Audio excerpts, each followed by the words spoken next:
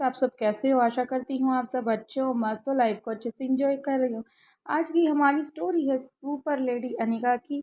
अगर आपको हमारी वीडियो पसंद आ रही है तो प्लीज़ ज़्यादा से ज़्यादा शेयर करें, लाइक करें, कमेंट कर ज़रूर बताएं।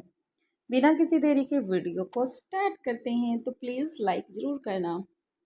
वह खुद भी नहीं चाहती कि लच्छो उसके लिए खुद को कभी किसी भी तरह की मुसीबत में डाले, इसलिए वह इसके लिए कुछ भी कर सकती है, यहाँ तक कि अपनी जान देने के भी पीछे नहीं हटेगी। यही कारण है कि उसने कभी भी लच्छो को ये बताना जरूरी नहीं समझा कि वे दोनों सिर्फ हमशक्ल नहीं बल्कि सगी बहनें हैं। इसके बाद भूमि एक पल के लिए चुप हो जाती है और भूमि की बात सुनकर सभी खामोश रह जाते हैं। कुछ पलों की बाद भूमि कुछ सोचते हुए आगे कहना स्टार्ट करती है। निपुण मीना से बात करके जितना समझ में आया है उसके आधार पर जब पुलिस डिपार्टमेंट को एक हैकर की जरूरत थी उस वक्त निपुण मीना नहीं बल्कि एक लच्छो मौजूद थी। पर जब जब भी कोई बड़ा कारनामा हुआ है तो उसने अंजाम निपुण मीना नहीं बल्कि लच्छो ने दिया है। अब प्रीति भूमि से पूछती है, क्या इसका मतलब यह है कि निपुण मीना को कुछ नहीं आता?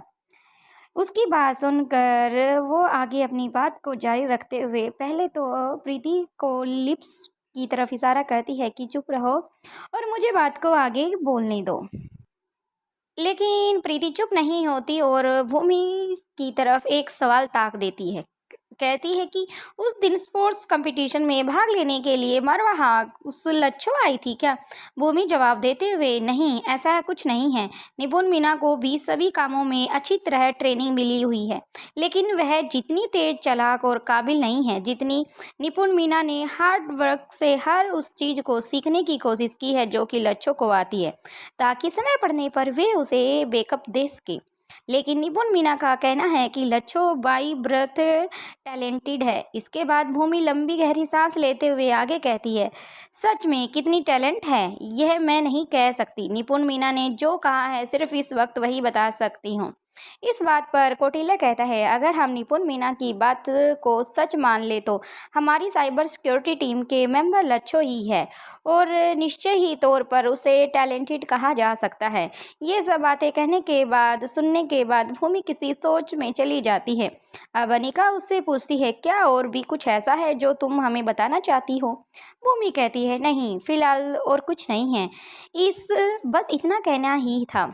लेकिन सच ये है कि भूमि के दिमाग में अभी भी कुछ ऐसा था जो काफ़ी गहरा था और लगातार उसके दिमाग में चल रहा था, जो वह अनिका को नहीं बताना चाहती थी। उसे पूरा विश्वास था कि ये बात अनिका को बताना उसे धर्म संकट में डाल सकता है। अब अनिका अपनी जगह से उठकर खड़ी हो जाती है और फिर कौटिल्य की तरफ देखकर कहती है, अब तुम कुछ देर आराम कर लो। वे स्क्रीन की तरफ हाथ करते हुए कहती है, अब इसे मैं संभाल लूंगी।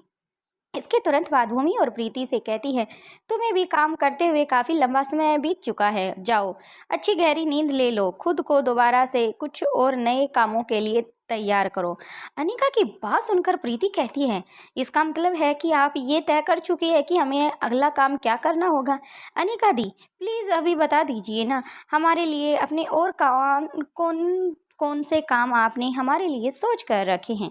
इस पर अनिका मुस्कुरा कर जवाब देती है, दिमाग पर काम का बोझ हो जाए अच्छी नींद नहीं आती है, इसलिए पहले अपने दिमाग को शांत करो, आराम करो और उसके बाद पूरा करने के लिए मुझसे अपना नया टारगेट जानने के लिए उसके बाद रोहित से कहती है, मुझे लगता है कि तुम्हें भी कुछ देर के लिए रेस्ट करना चाहिए। अनिका की इस बात पर रोहित जवाब देता है, मैं बिल्कुल ठीक हूँ, अभी मेरा यही रुकना ठीक होगा, तुम सभी जाकर आराम कर लो। इससे पहले कि अनिका कुछ और कौटिल्य कहता, अगर हम एक दूसरे को आराम करने के लिए बोलेंगे, कोई भी आराम करने के लिए नहीं जाएगा, ये काम मेरा है इसलिए यहाँ मैं करूँगा। वैसे भी यह इतना इंटरेस्टिंग है कि मुझे सोने का कोई भी कोशिश नहीं की जा सकती और मुझे नींद भी नहीं आएगी। मेरा मन यही कर रहा है कि मैं स्क्रीन पर पड़ा रहूं और स्क्रीन की तरफ बैठकर सारी चीज़ों को देखता रहूं। इसलिए अब हमें इसे किसी को भी बिना एक दूसरे से कोई भी बहस किए हुए थोड़ी देर के लिए आराम करने के लिए चले जाना चाहिए। ताकि इसके बाद जब वापस आएंगे तो तब मैं चला जाऊंगा। इस बीच अगर कुछ भी ऐसा होता है तो मैं आप दोनों को इन्फॉर्मेशन कर दूंगा, जैसा भी होगी मैं तुरंत आपको बुला लूंगा। अब अनिका जैसे ही कुछ कहने की कोशिश करती है उसे पहले ही कौटिल्य फिर कहता है, प्लीज़ मैम आप मान जाइए, मैं हूं ना यहाँ।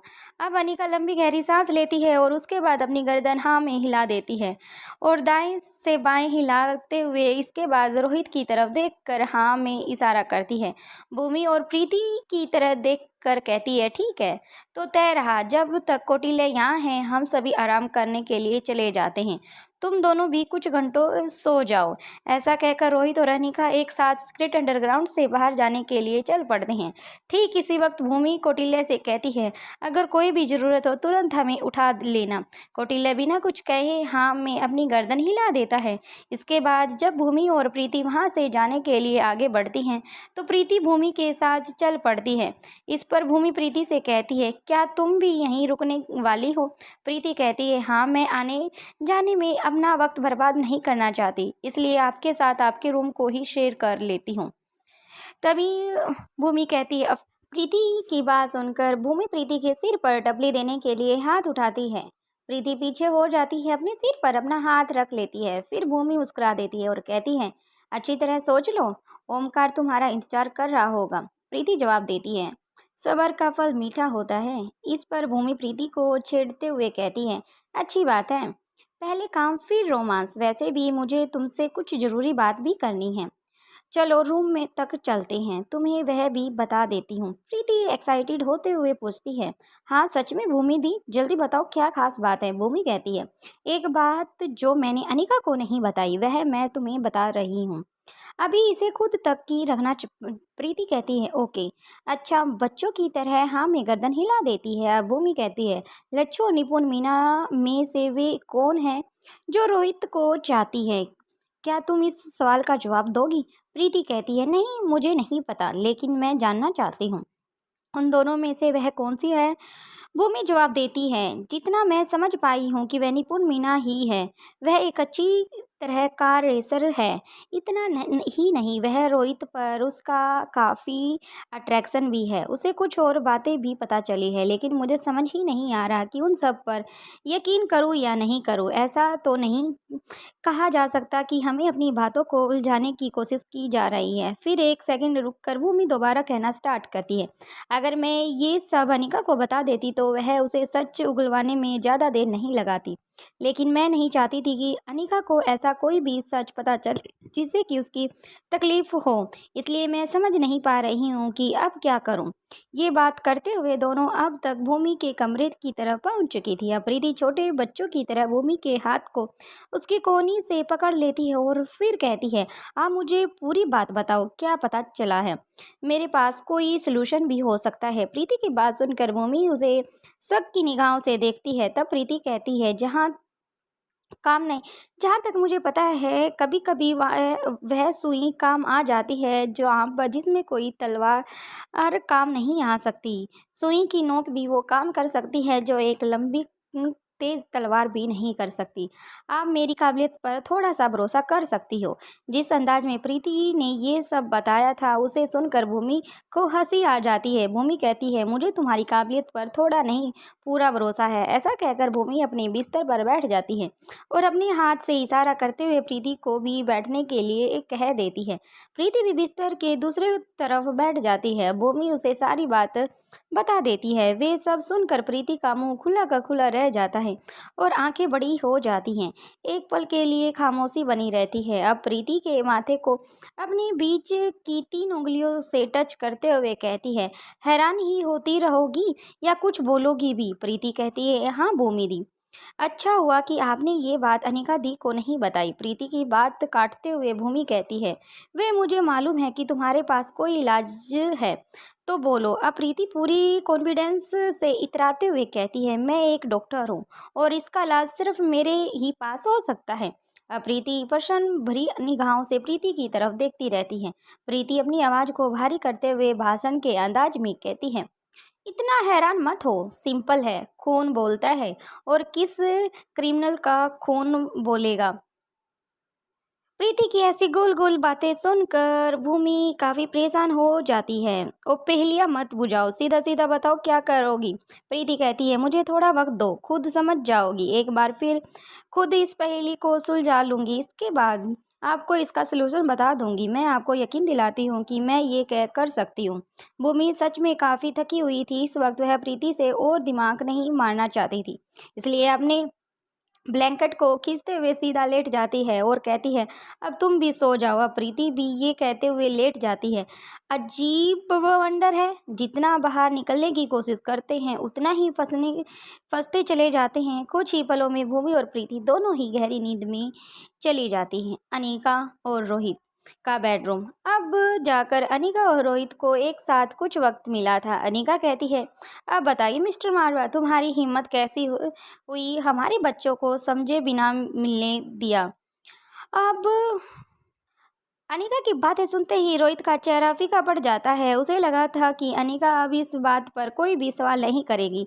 अब उसकी परिस्थिति ऐसी भी हो चुकी थी मानो काटो तो खून नहीं, और एक अपराधी की तरह अनीका की तरफ देखने लग जाता है। अनीका लगातार उसे घूरे जा रही थी। 2 पल के बाद रोहित खुद को सब संभालते हुए आगे कहता है ये सब मैंने जानबूझकर नहीं किया। वे तीनों तुम्हारे जाने के तुरंत बाद यहाँ आ गए और उनकी जिद थी कि मैं उन्हें तुरंत यहाँ से भेजूं। मैंने उन्हें बताया कि तुम किसी जरूरी काम में लैब में ही बिजी हो, इसलिए तुम्हारे आने के बाद चले जाना, लेकिन वे यहाँ एक पल के लिए भी नहीं रुकना चाहते थे। इतना कहने के बाद रोहित चुप हो जाता है और अपना चेहरा नीचे की तरफ कर लेता है। अनीका का चेहरा भी उतर जाता है, वे खामोश हो जाती है। कुछ पलों के बाद अनीका उदास होकर कहती है किसी ने सही कहा है कि जो कहे अच्छे के लिए ही होता है। ये भी अच्छा ही हुआ कि उन तीनों मेरा इंतजार किए बिना ही यहाँ से चले जाते हैं। इतना कहने के बाद वह फिर से चुप हो जाती है। अब रोहित कहता है ऐसा नहीं है कि वे तुमसे मिलना नहीं चाहते थे, लेकिन वे तीनों अपनी तकलीफ हम दोनों पर जाहिर करना नहीं चाहते थे। उन्हें डर था कि बीते वक्त के साथ वे कमज़ोर ना पड़ जाए, इसलिए अपनी सारी हिम्मत को इकट्ठा करके वो रातों रात ही यहाँ से चले गए। इसके बाद अनीका के पास आकर उसके हाथ पर अपना हाथ रखता है और कहता है उन्होंने जाने से पहले तुम्हें सॉरी कहा है और तुम्हारे लिए डिजिटल लाइटर भी छोड़ा है। रोहित की बात सुनकर अब अनीका अपनी पलकें झुकाकर फिर उठा देती है, उसकी तरफ देखती है और अनीका की आंखें भरी हुई थी। अब रोहित प्यार से उसे अपनी बाहों में भर लेता है और अनीका भी रोहित को अपनी बाहों में जकड़ लेती है। कुछ टाइम के लिए दोनों ऐसे ही रहते हैं, जहाँ एक तरफ अनीका अपने बच्चों के लिए रो रही थी तो रोहित भी अपने बच्चों के लिए रो रहा था। बाकी का नेक्स्ट एपिसोड में देखते हैं। तो वीडियो पसंद आ रही है तो प्लीज़ ज़्यादा से ज़्यादा शेयर करो, लाइक करो, कमेंट कर ज़रूर बताओ कि आपको हमारी वीडियो कैसी लग रही है। वीडियो लेट के लिए सॉरी। Thank you friends.